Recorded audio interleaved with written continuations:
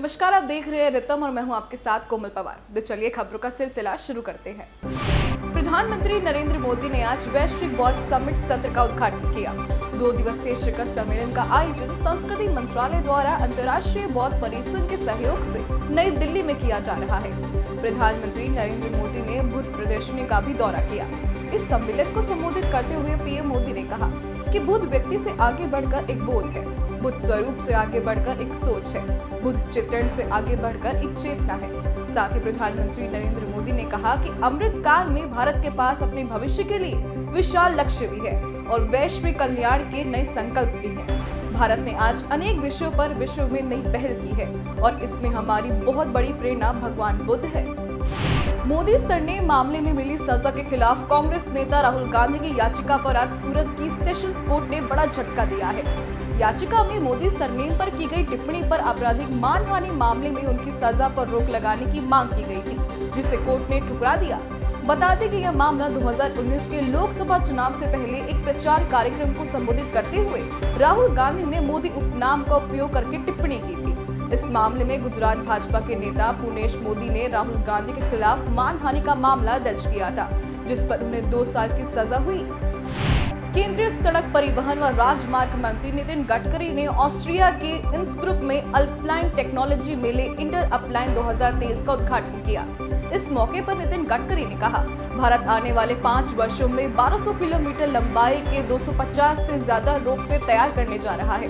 पर्वतमाला परियोजना के तहत सरकार 60% योगदान देगी, जबकि शेष निजी सार्वजनिक भागीदारी की जाएगी। साथ ही कहा कि हम मेक इन इंडिया की पहल के तहत रोपवे के पुर्जों के विनिर्माण को बढ़ावा दे रहे हैं। देश में कोरोना वायरस के मामलों में लगातार दूसरे दिन बढ़ोतरी हुई है। स्वास्थ्य मंत्रालय के आंकड़ों के अनुसार बीते 24 घंटे में कोरोना के कुल 12,591 मरीज सामने आए हैं, जिसके बाद कोरोना के सक्रिय मामले बढ़कर 65,286 हो गए हैं। वहीं 10,827 लोग कोरोना से ठीक भी हुए हैं। बता दें कि कल यानी 19 अप्रैल को कुल 10,542 मामले दर्ज किए गए थे।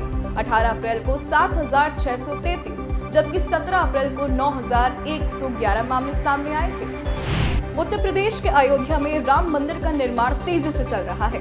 मंदिर के गर्भगृह के लिए छत का निर्माण भी शुरू कर दिया गया है। इसके साथ अब रामलला की मूर्ति बनाने की भी तैयारियां शुरू हो गई है। रामलला की 5 वर्ष की प्रतिमा बनाने के लिए कर्नाटक से श्याम शिला को मंगवाया गया है। ट्रस्ट के सदस्य डॉक्टर अनिल मिश्रा ने बताया कि इस प्रतिमा की लंबाई करीब 5 फीट होगी। भगवान रामलला की मूर्ति 5 साल की आयु वाले मुख में मधुर मुस्कान और खड़े मुद्रा में हाथ में धनुष और बाण लिए होंगे। फोन निर्माता कंपनी एप्पल के सीईओ टिम कुक इन दिनों भारत के दौरे पर है। टिम कुक ने इस दौरान रेल एवं इलेक्ट्रॉनिक्स और सूचना प्रौद्योगिकी मंत्री अश्विनी वैष्णव से मुलाकात की। इस दौरान दोनों के बीच कई मुद्दों पर चर्चा हुई। केंद्रीय मंत्री अश्विनी वैष्णव ने ट्वीट कर कहा कि एप्पल के सीईओ टिम कुक से मुलाकात के दौरान manufacturing, electronics export, economy, skilling, sustainability सहित कई मुद्दों पर बातचीत हुई। साथ ही कहा कि इसके अलावा और खासकर महिलाओं के लिए जॉब क्रिएशन और भारत में एप्पल के एक्सचेंज को लेकर हमारे बीच चर्चा हुई। भारत स्थित अमेरिकी मिशन इस वर्ष 10 लाख भारतीयों को वीजा जारी करने की दिशा में काम कर रहा है।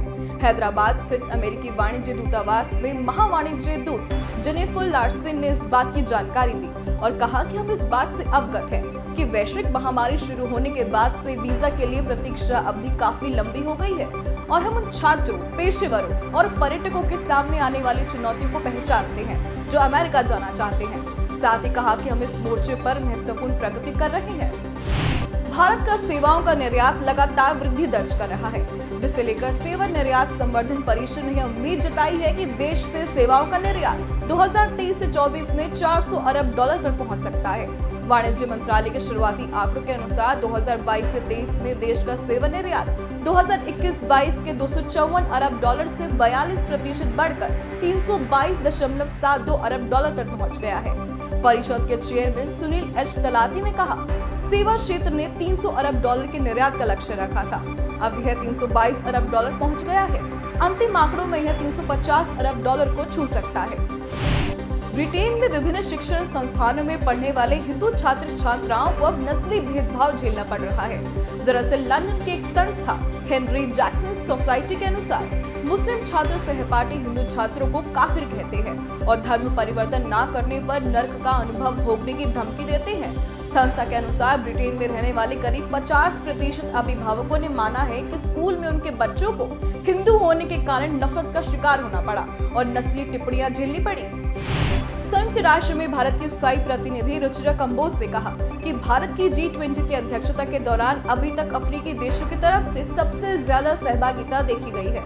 भारत में G20 सम्मेलन के दौरान दक्षिण अफ्रीका, मॉरिशस, इजिप्ट, नाइजीरिया, अफ्रीकी यूनियन के सदस्य देश, अफ्रीकन यूनियन डेवलपमेंट एजेंसी आदि शामिल हुए हैं। साथ ही रुचिरा कंबोज ने कहा कि G20 की अध्यक्षता के दौरान भारत ने वैश्विक दक्षिण और विकासशील देशों की आवाज भारत ने मुखरता से उठाई।